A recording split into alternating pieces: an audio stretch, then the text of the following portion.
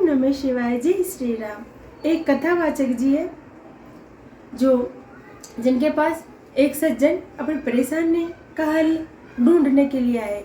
बिल्कुल जैसे एक पिता के पास एक पुत्र आता है, उसी बात ही हमारे यहाँ हमारे धर्म गुरु, जहाँ पर भी हमें भरोसा है, कथावाचक जी हो, धर्म गुरु हो या गुरु जो जिनको हमने बनाया भरोसे के साथ, तो वहाँ हम आस से जाते हैं कि हमारी समस्याओं का वहाँ पर हल जरूर मिलेगा, और बिल्कुल मिलता भी है।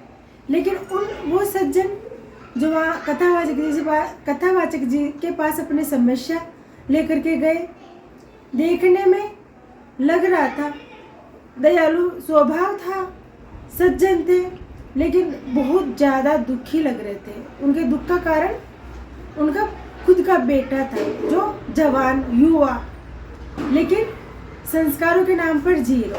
उनकी परेशानी कि मेरे बेटे में बिल्कुल संस्कार नहीं है, माता पिता से बात करने की तमीज़ नहीं है, न ही उनके दुख को समझने की उसके अंदर इतनी कैपेबिलिटी है कि आज का युवा पढ़ा लिखा लेकिन अपने माता पिता की बिल्कुल भी मजबूरी नहीं समझता।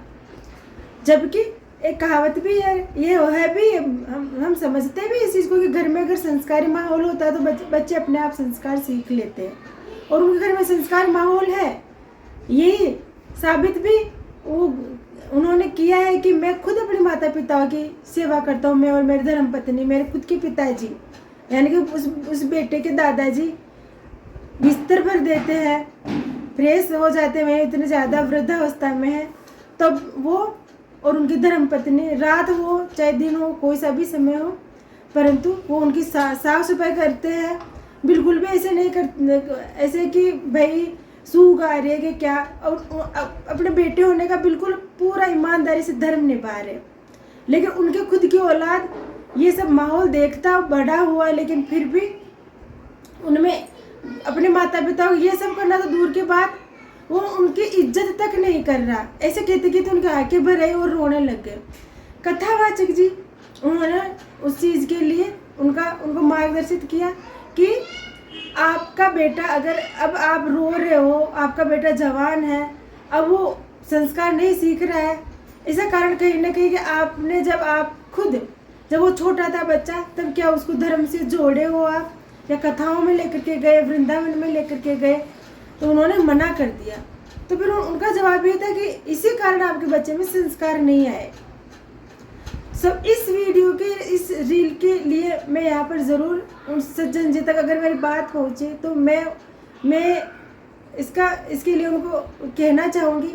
सबसे पहले तो देखिए कि आपका बेटा अगर संस्कारहीन है तो इसका जब तक किसी भी सामने एक तरफा बात सुन करके हम किसी को भी दोषी नहीं ठहरा सकते। आपका बेटा ऐसा क्यों है, हमें उसको भी अगर कथा में लेकर के आते तो शायद उसका क्या है कि मतलब सोचने का तरीका क्या है, उसी हिसाब से आपकी समस्याओं का आसानी से समाधान मिल सकता था कि उसकी सोच ऐसी क्यों हुई। कभी भी जब हम किसी चीज़ का सॉल्यूशन निकालते हैं तो दोनों ही तरह से सुनना चाहिए। राजा होता है हमेशा न्याय करता है, न्याय वो दोनों ही जो भी पार्टियां होती है, दोनों ही जो पक्ष होते हैं उनको सुनता है, तभी वो अच्छे से न्याय कर पाता है। एक तरफा बात सुन करके उचित न्याय कभी भी नहीं हो सकता है।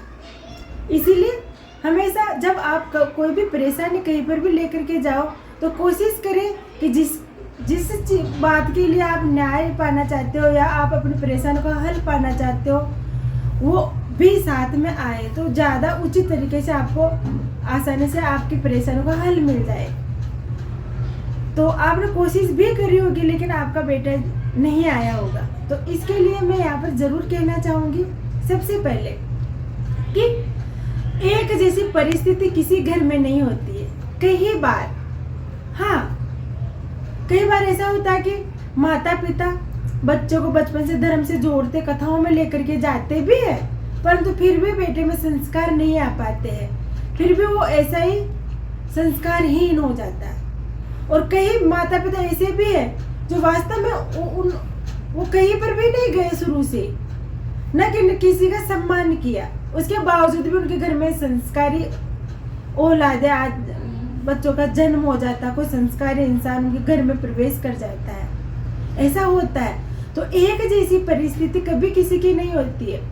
एक परिस्थिति में हम किसी भी पक्ष का निर्णय नहीं ले सकते। तो एक जैसी परिस्थिति किसी भी घर की नहीं होती है। तो एक परिस्थिति को मद्देनजर रख करके कि हाँ मैं वृंदावन नहीं गया या फिर मैं कथाएं सुनने नहीं गया तो मेरे बच्चे ऐसे होंगे, ऐसा नहीं होता है। कई बार क्या होता है, कई बार क्या होता है, तो अलग अलग परिस्थितियां होती है।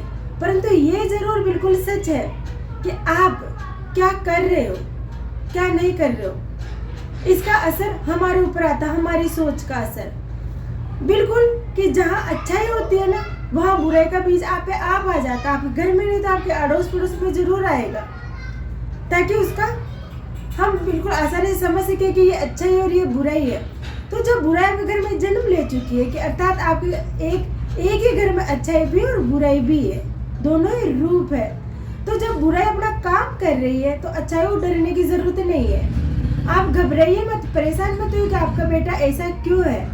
आप अपने माता पिता की सेवा कर रहे हो, उसमें आप अपनी खुशी ढूंढ लीजिए। आप पूरी श्रद्धा और भाव से कर रहे हो, क्योंकि जब जब बुराई की अति होती है ना, उसके अति का अंत जरूर होता है, यही सच है। परंतु आप बिना दुखी होकर के अपने कर्म को सुचारू रूप से करते ही रहिए। उसी प्रकार जिस प्रकार जैसे एक ऋषि था, आपने सुनी होगी कि एक बिच्छू ऋषि को डंक मारा, फिर भी वो तालाब से उसको बाहर निकाल रहा।